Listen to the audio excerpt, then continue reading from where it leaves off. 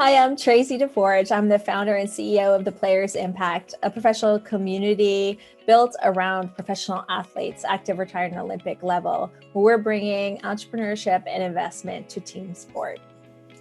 By way of background, I am an attorney by training. I've spent my entire career in the sports industry working for two of the major leagues. Started a venture capital firm in 2007 where we were investing at the intersection of sports media and technology, very first of its kind. And all of these experiences have brought me to where I am today, building this community of professional athletes around venture. I've had a very interesting entrepreneurial journey, or the journey that got me to where I am today. And as a lawyer, I never imagined that I was going to be the type of personality that thrived in a more chaotic environment. Out of law school at the National Hockey League, I was, very much in a position of admiration from my peer group, but I found myself disenchanted with the role, given that it was very corporate structure. At MLB.com, my next job that's where I really learned how entrepreneurial I was. We were building something from nothing. The first time a major league had ever decided to aggregate all of their digital rights. And it was also a time where the internet was just coming to be what it is today. And we were still dealing with dial-up issues, right? So when you talk about startup issues, we had them all. We did have the benefit of a brand and a budget. So it wasn't a true and startup environment, but I learned a lot about myself there. And with that knowledge, I went to a younger, smaller sports marketing firm to help grow that. And in doing so, I was able to move over from more of the legal and business development side over to more of the operational side.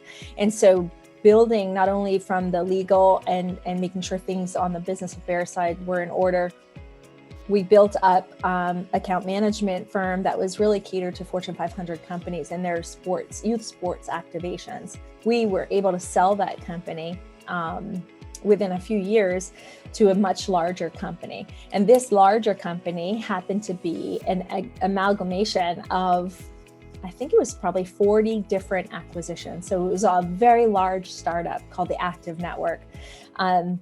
And so really from MLB.com, I was inside of sports tech and the startup space. There I was doing business and legal affairs, but also running the East Coast operations for the San Diego-based company. It was a pretty amazing time to see how you needed to work amongst diverse groups that were being acquired by this company and then putting them together to create that ultimate, value proposition. While we were there, we started working on a few entrepreneurs asked us for some help on raising capital, and we successfully helped not only raise capital for some entrepreneurs, but then we sold them via our relationships in the sports industry to folks like ESPN and Sports Illustrated, which again, there's no blueprint to an entrepreneur's journey. The idea for me and for mine is that you were just seeing what's coming down the pipe. And so with the success of those two exits, we started a venture capital firm, the first of its kind in 2007, investing at that intersection of sports media and technology, as I mentioned. And what was important about that, we had the right team. We had a beautiful thesis. We had former executives from the NHL were part of this offering, and we actually had massive amounts of deal flow. But as every entrepreneur will come to realize is that despite best laid plans and being fully prepared, there are things out of your control.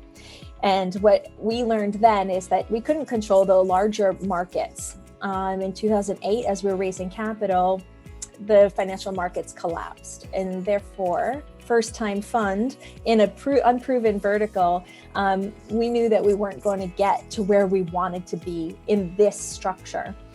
So we pivoted. We basically took a team of 10 down to a team of 3 and started a holding company. And that holding company is continuing to look at deals, continuing to see what's coming around the corner. What are the indications? And from there, we incubated a mobile video software company. So at that point, I'm back on the operational side, right? So my journey is been on all sides of the table. And In that COO position, I was able to basically from concept bring this company to Series A. When we started, our concept was definitely not what was invested in at that Series A 6 years later. And that's, I guess, part of the journey for an entrepreneur is being able to respond to markets and going to where the money is. And so it was a very interesting path over 6 years. At that point, I knew I didn't want to be a COO of a mobile software as a service company. So I jumped out and really was looking for the next opportunity. I started consulting with a few folks and ultimately met my co-founder, who was talking to a few athletes around impact investing. And we started collaborating and thinking about, again, what's happening right now in the landscape? What are we hearing from the athletes that we realized that if we were to formulate this broader than just impact investing and actually be able to source deals and opportunities, that was really the foundation for the Players Impact. And with that, over the course of 3.5 years now, we've grown our community of athletes to close to 300. And just like every startup, our business model is still in flux. We're adding new revenue streams constantly, but we're always reevaluating where we've come from. Just, one thing I can say as an entrepreneur is just because something got you to someplace, it doesn't mean that same thing is going to get you to the next place. And so you always have to be evaluating and taking stock of your success metrics and really where you're identifying that roadmap moving forward.